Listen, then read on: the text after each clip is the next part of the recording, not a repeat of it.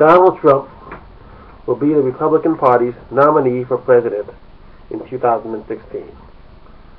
Why? Because Donald Trump speaks to the soul of the Republican Party itself. His language of racism, hate, intolerance, his sexism, speaks to the core of what the Republican Party is about in 2015. He is, in essence, the modern-day George Wallace. He is the George Wallace of the right.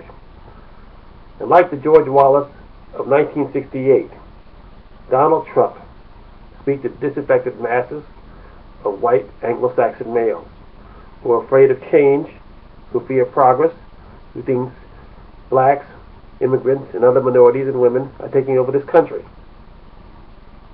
So no matter what he says against women, against blacks, against Mexicans, his numbers in the polls will continue to rise. And the Republican establishment, from RNC Chair Reince Priebus to leaders like Mitch McConnell and John Boehner and the like, are rightfully afraid. Because what Donald Trump is doing is merely giving voice to what the Republican Party has been saying in code for the better part of 50 years. He is giving voice to those who have felt silenced due to political correctness, who have opposed the president's silent majority, who are party to his dirty tricks. Donald Trump is giving voice to the bigotry behind President George H.W. Bush's Willie Horton ads. He is giving voice to the unseemly and unjustified swift vote attacks leveled by Democratic nominee John Kerry in 2004 by the President George Bush's campaign.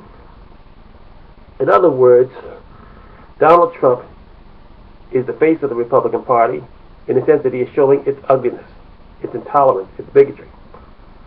Now, of course, not all Republicans and conservatives fall into that category.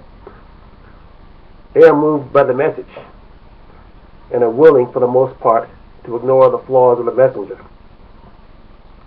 Unfortunately, the way things are, those Republicans and conservatives who are not themselves racist, who are not themselves bigoted, who are true patriots, are being smeared by Donald Trump. They are being lumped in the same category. Again, it's not fair, but that's just how it is. And as a result, if Trump is not the nominee in 2016, he will run as an independent, and he will destroy the Republican Party that way.